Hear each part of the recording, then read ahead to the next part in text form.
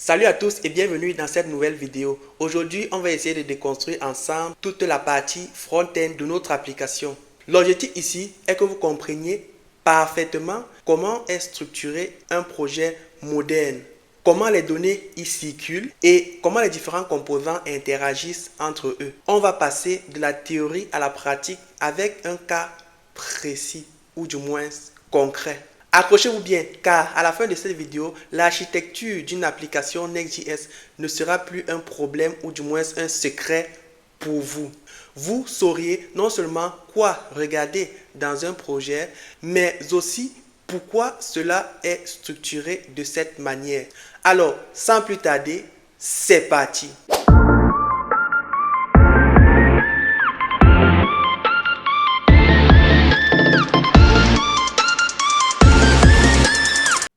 Avant d'ouvrir le moindre fichier de code, il faut comprendre le flux de données.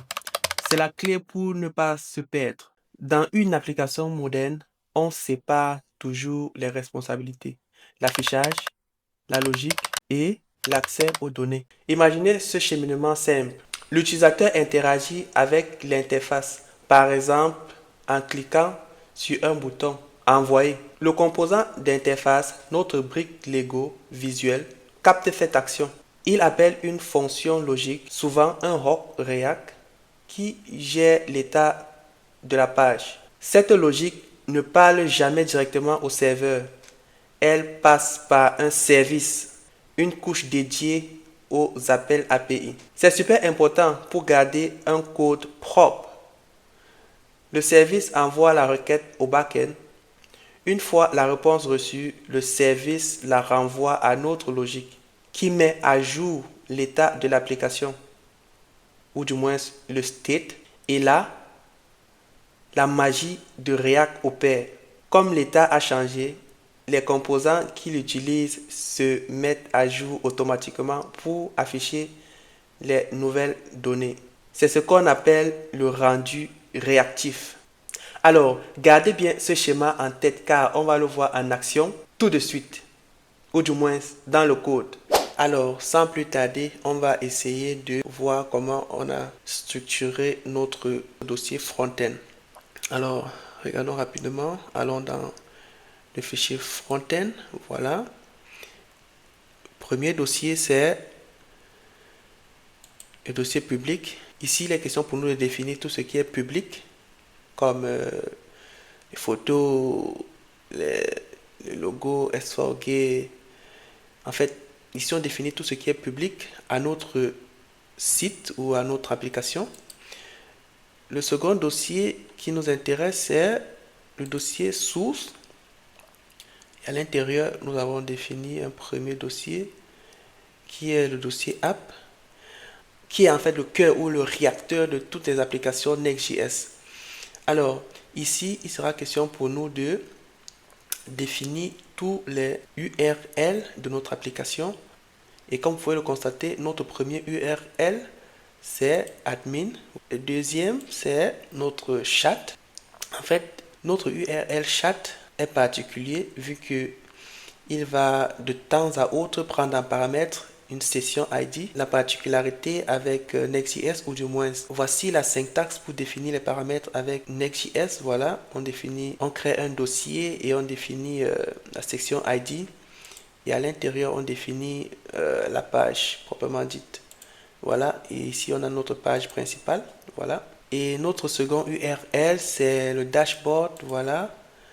Et après cela, on a défini notre login page, ou du moins notre URL login. Et après cela, on a défini notre URL upgrade. Voilà, /upgrade. Voilà.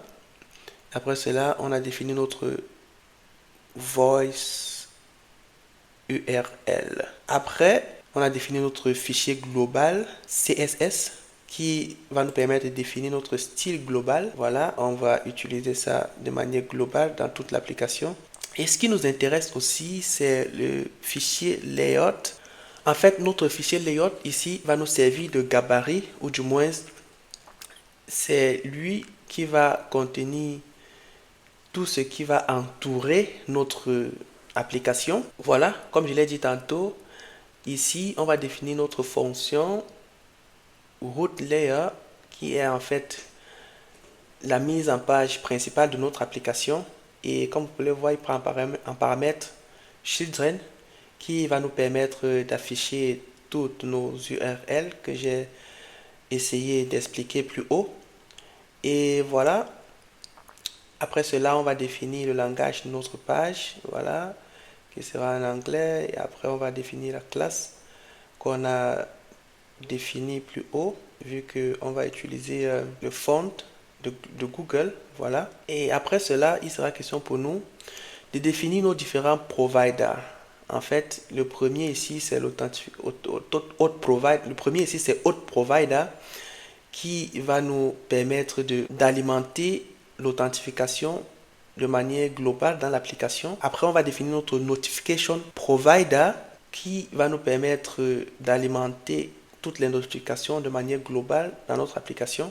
Après cela, on va définir notre App Provider qui va nous permettre d'alimenter toutes les informations générales dans toute notre application. Et après cela, on va définir bien évidemment le navigateur qui va nous permettre de naviguer dans nos différentes routes dans l'application. Et ici, on va définir nos différents URL ou bien nos différentes routes. Alors, le second dossier, c'est le dossier component qui est ma partie préférée. Ici, on va essayer de définir tous nos composants réutilisables dans l'application. Et comme vous pouvez le constater, on a essayé de structurer ou bien de définir cela en fonctionnalités. Par exemple, la première fonctionnalité, c'est admin. Là, on va définir tous les composants relatifs à l'administration ou l'administrateur. Et dans un second temps, on a le dossier hôte où on va définir notre formulaire d'authentification. Et dans le dossier chat, on va définir tout ce qui a trait avec notre chat.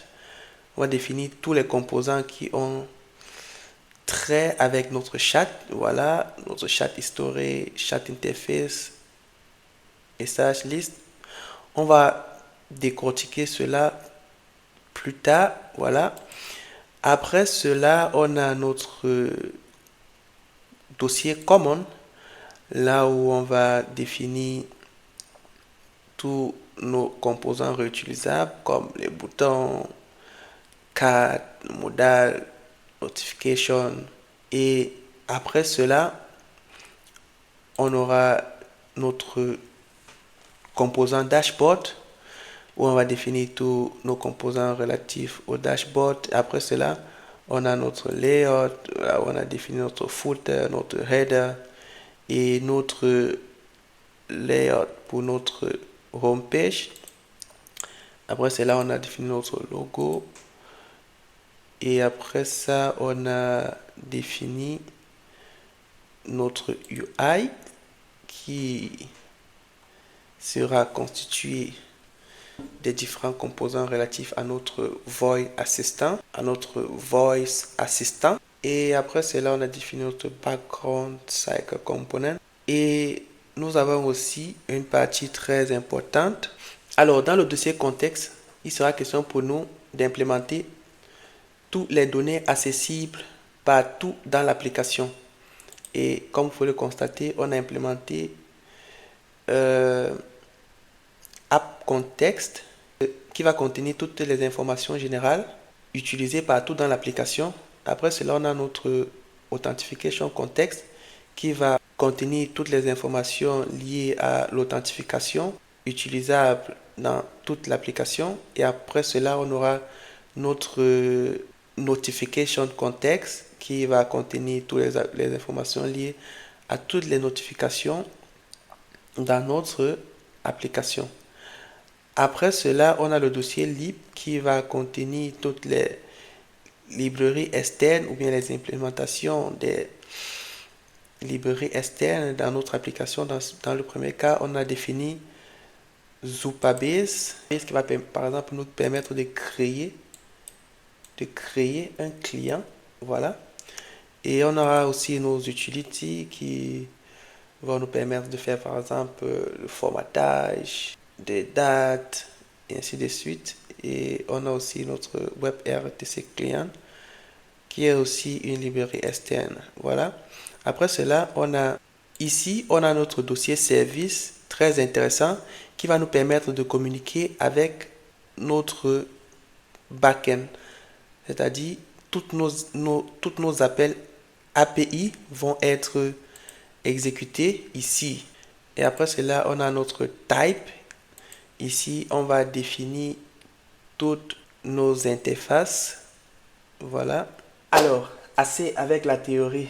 Essayons de voir un exemple concret avec notre page chat. Alors, si on va dans notre application front-end, on va constater rapidement qu'on a deux composants principaux. Le premier composant ici est représenté en noir qui est notre navigateur et le second composant qui est représenté en blanc ici est le composant qui va nous permettre d'afficher toutes nos pages ou du moins toutes nos routes. Voilà. Comme je l'ai dit plus haut, on a utilisé notre layout pour définir cela. Et si on part par exemple dans notre dossier, si on part par exemple dans le navigateur et on clique sur ce chat, on va voir que ça nous renvoie à cette route bien définie. Voilà, chat / avec la session ID. Et c'est en fait comme ça que on navigue dans notre application. Voilà la magie de Next.js. Voilà. Si on va aller dans la page dashboard, on n'a qu'à cliquer là. Si on va aller dans la page Voice Assistant, voilà, on n'a qu'à cliquer là. Et si on veut ajouter un nouveau chat, on n'a qu'à cliquer là et ça va l'ajouter ici. Voilà. Et c'était un peu ça l'architecture ou du moins la porte d'entrée de notre application. Voyons un peu cela dans le code. Alors, si on part dans notre dossier source et on part dans notre dossier app, voilà, on va directement voir notre page chat. Et si on va à l'intérieur, on va essayer de décortiquer ensemble comment cela est structuré. Comme vous pouvez le constater dans ce fichier, on n'a pas beaucoup écrit des éléments HTML. On a juste défini notre header. On a appelé notre composant chat interface car c'est ici que la magie va s'opérer.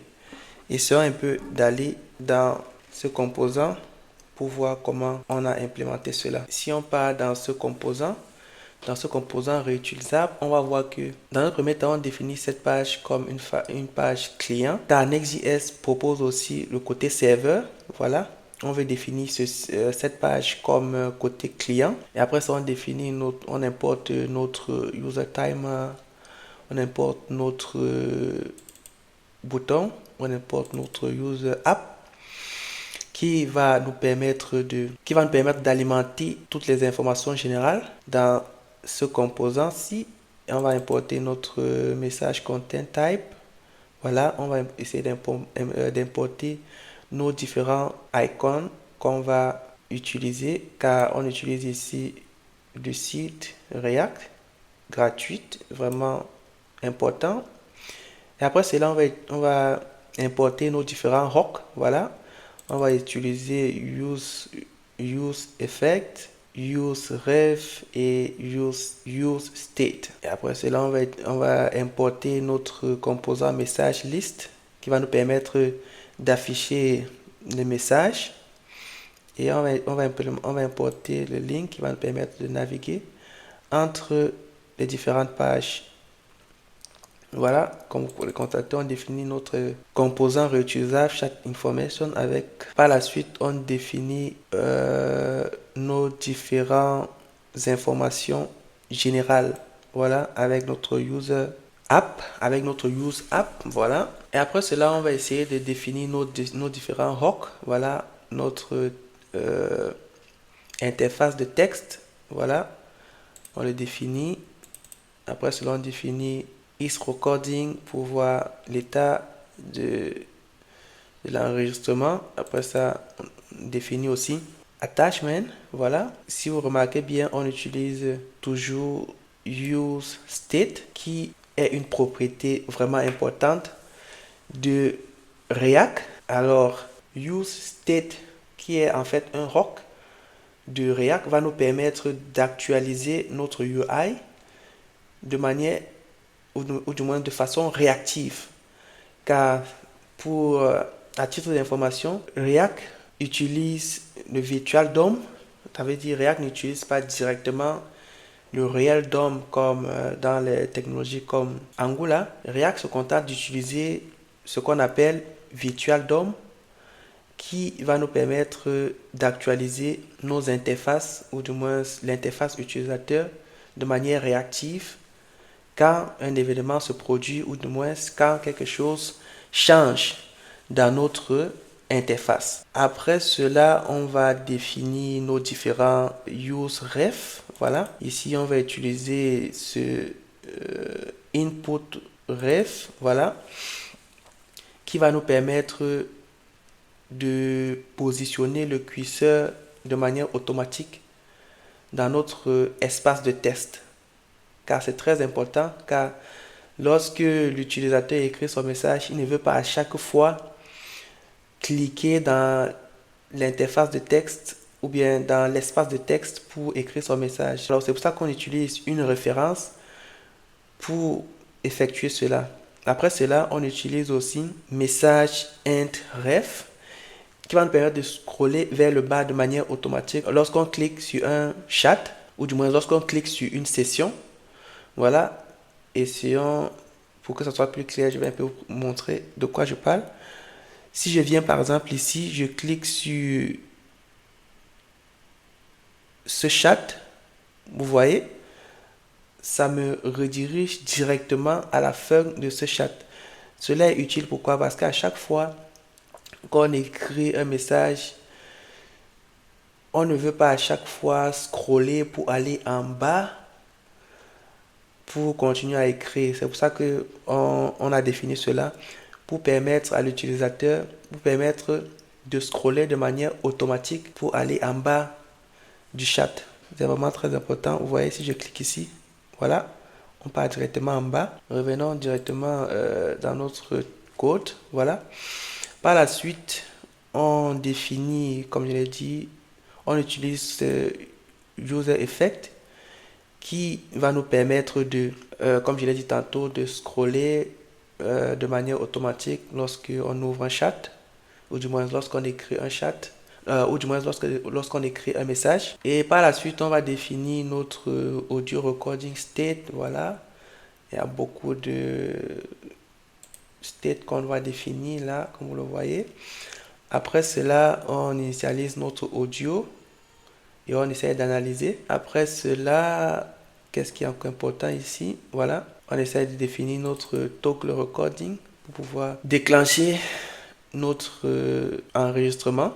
Voilà, et ici on définit notre fonction pour stopper l'enregistrement. Ici on utilise use effect pour essayer de supprimer l'intervalle à chaque fois que l'audio contexte change. Voilà,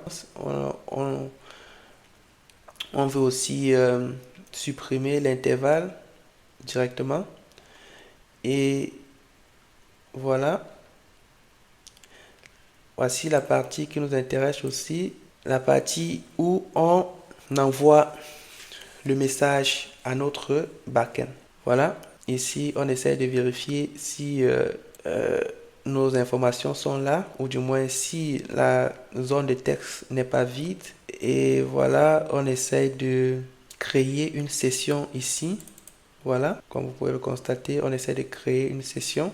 Avec cette méthode, on essaie de voir si on essaie de récupérer le content. On essaie de voir si l'utilisateur a envoyé on essaie de voir si l'utilisateur a importé une image. Si ce n'est pas le cas, on essaie de voir si c'est un audio. Si ce n'est pas le cas, on essaie de voir si c'est un PDF. Dans le cas contraire, on va savoir que l'utilisateur a tout simplement écrit un texte. Voilà, on récupère ça. On ajoute à notre message, notre fonction.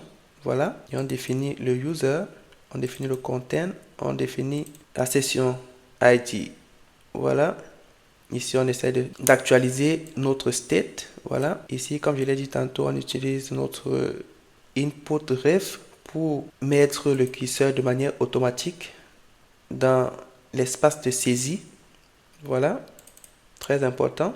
Après ça, on essaie d'implémenter le handler key down de telle façon que à chaque fois que l'utilisateur tape sur entrée, qu'on puisse envoyer notre message en utilisant cette fonction handle send message, voilà, qu'on a défini ici plus haut. Voilà, ici par la suite on définit en fait nos éléments HTML, voilà, dans un premier temps, et pour ce faire on utilise notre composant message list qui va prendre en paramètre le message et l'état si c'est en train de charger ou non. Et comme vous le voyez tantôt, après ça, directement, on utilise notre référence pour pouvoir scroller directement en bas de la page lorsque on entre dans chaque session. Et par la suite, on définit nos différents attachments preview, c'est-à-dire lorsque l'utilisateur télécharge une image.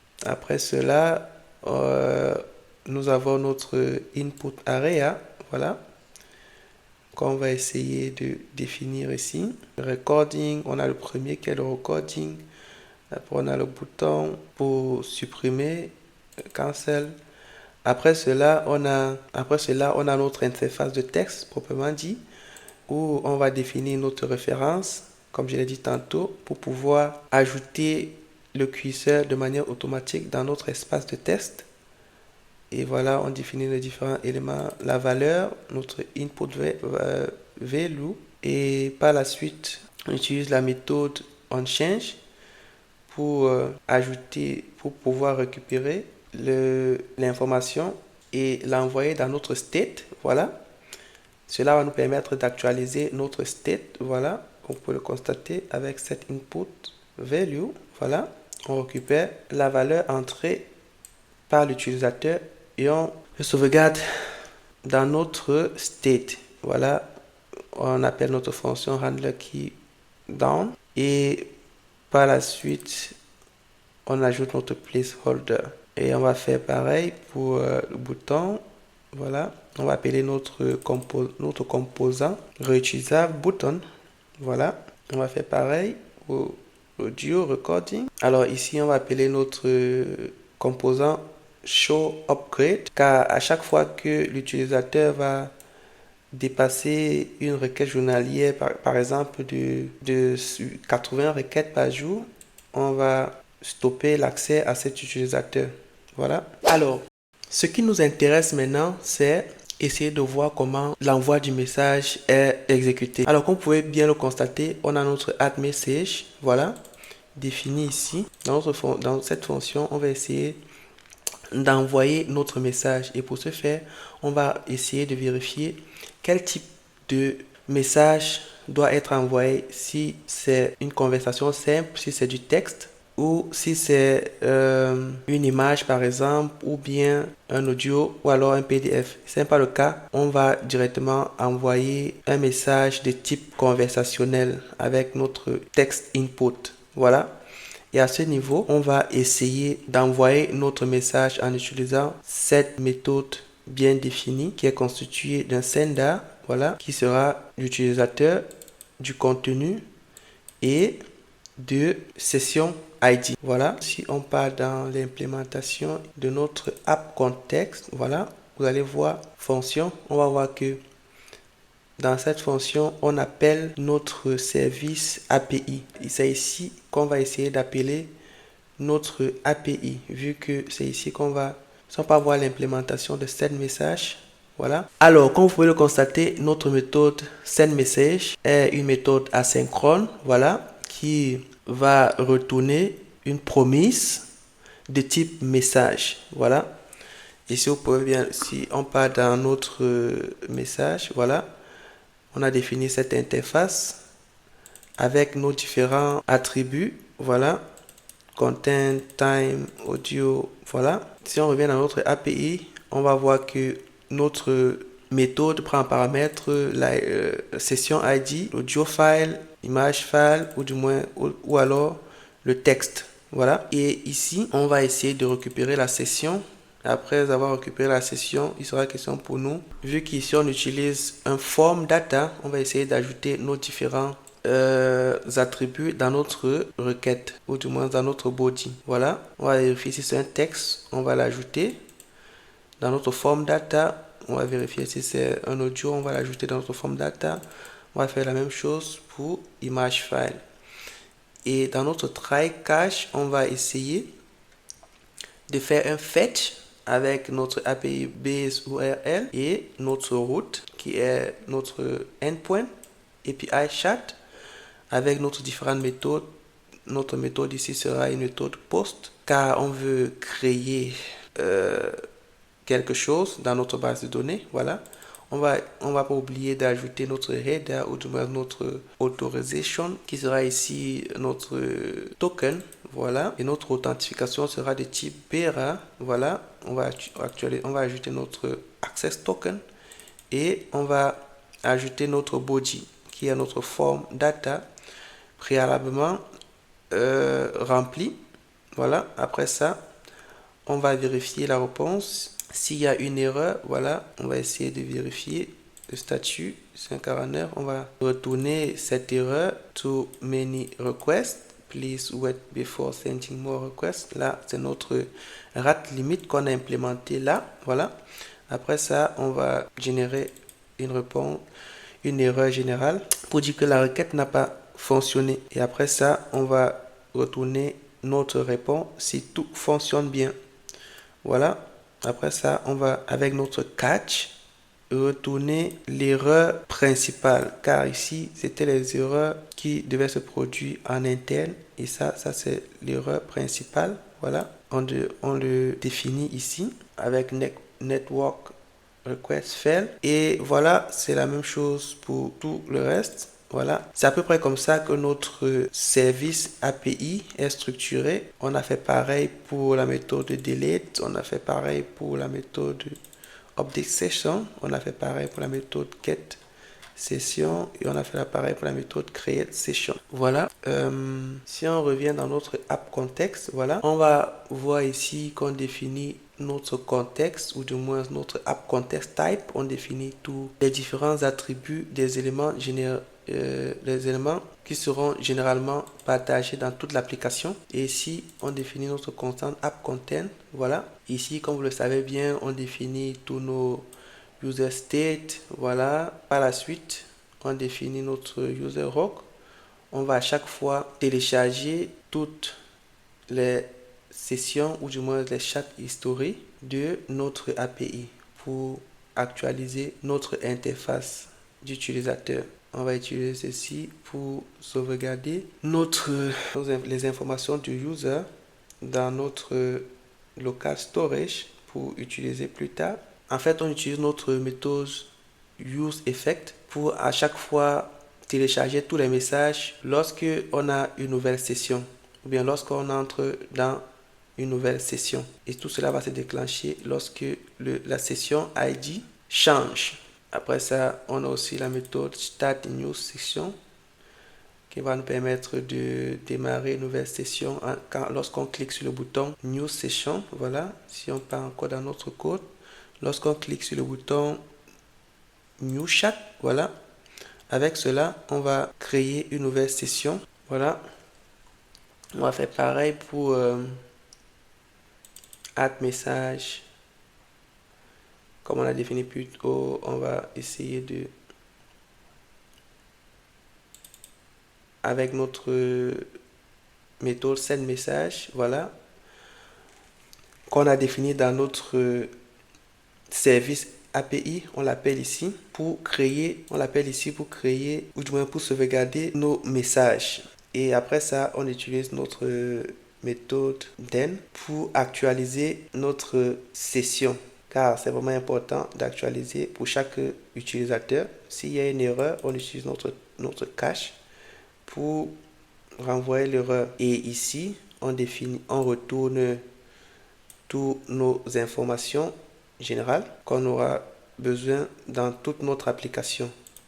Voilà, et ici on essaie de définir ou bien d'exposer cette fonction useApp qui va nous servir de roc prédéfini pour utiliser cela dans tout notre contexte. Je pense que nous sommes arrivés au terme de cette vidéo. Je pense que c'était tout pour ce qui est de notre front-end.